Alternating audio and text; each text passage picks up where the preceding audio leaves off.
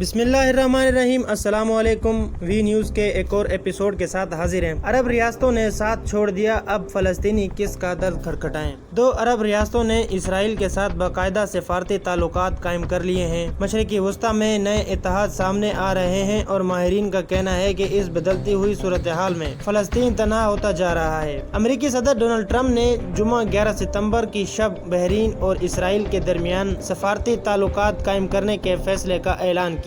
امریکی صدر نے اسرائیلی وزیر اعظم بنجامن نیتن یاہو اور بحرین کے شاہ حماد بن عیسی الخلیفہ کے ساتھ جاری کردہ مشترکہ بیان میں کہا کہ یہ تاریخی معاہدہ مشرقی وسطی میں قیام امن کی راہ ہموار کرے گا۔ متحدہ عرب امارات کی طرح اب بحرین بھی اسرائیل کے ساتھ سفارتی، سلامتی، تجارتی اور دیگر تمام شعبوں میں تعلقات قائم کر سکے گا۔ متحدہ عرب امارات کے بعد بحرین اسرائیل کے ساتھ تعلقات قائم کرنے والی دوسری عرب ریاست بن گئی ہے، جبکہ مصر اور اردن کے پہلے ہی سے تعلقات تھے۔ دوسری جانب اعلیٰ فلسطینی قیادت نے بحرین کے فیصلے کو ریاست فلسطین کی پیٹھ میں خنجر گھونپنے سے تعبیر کیا ہے۔ ایران نے بحرین پر تنقید کرتے ہوئے کہا ہے کہ اب بحرین بھی اسرائیل جرائم میں حصہ دار ہے۔ ترکی نے بھی اپنے رد عمل میں بحرین پر تنقید کی ہے۔ اس ہفتے 22 رکنی عرب لیگ کا اجلاس ہوا، جس میں فلسطین کی کوشش تھی کہ متحدہ عرب امارات اور اسرائیل کے مابین پچھلے ماہ طے ہونے والے ڈیل کی مخالفت کی جائے، مگر ایسا نہ ہو سکا۔ فلسطین لبریشن آرگنائزیشن کے ایک سابق اعلیٰ اہلکار ساری نصیبہ نے کہا ہے کہ حالیہ پیش رفت سے فلسطینی قیادت کافی نالاں ہے، لیکن وہ عرب ممالک سے پہلے کے مقابلے میں زیادہ نالاں نہیں۔ فلسطینی ہمیشہ سے ہی یہ کہتا آیا ہے کہ عرب ممالک نے ان کا ساتھ اس طرح نہیں دیا جس طرح انہیں دینا چاہیے تھا۔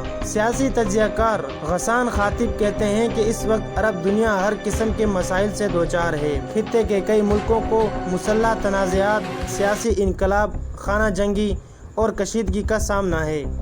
فلسطینی شہری عرب ممالک میں تقسیم کی قیمت چکا رہے ہیں۔ ایک مغربی سفارتی ذرائع نے اپنی شناخت مخفی رکھنے کی شرط پر کہا ہے فلسطینیوں کے پاس اور کوئی راستہ نہیں اور اس لیے وہ پھنس گئے ہیں، کیونکہ ان کے حقوق کی بات ترکی اور ایران کر رہے ہیں۔ ایران کی غزہ پٹی میں متحرک ایسے گروپوں کے ساتھ تعلقات ہیں جنہوں نے مغربی ممالک اور اسرائیل جنگجو گروپ قرار دیتے ہوئے، مثلاً اسلامک جہاد اور حماس۔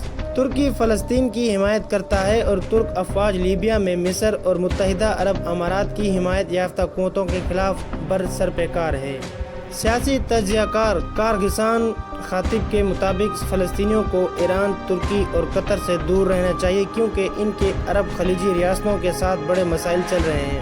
علاقائی سپر پاورز کے جھگڑوں میں پڑنا فلسطین کے مفاد میں نہیں۔ اگر ایران کا ساتھ دیا تو سعودی عرب کی حمایت ختم، اور اگر ترکی کا ساتھ چلے تو کوئی اور ساتھ چھوڑ دے گا۔ امید کرتے ہیں دوستو ہماری ویڈیو آپ کو پسند آئی ہوگی۔ ہمارے چینل کو سبسکرائب کریں اور اپنے دوستوں کے ساتھ شیئر کریں۔ اگلی ویڈیو تک کے لیے ہمیں اجازت دیں۔ اللہ نگہبان۔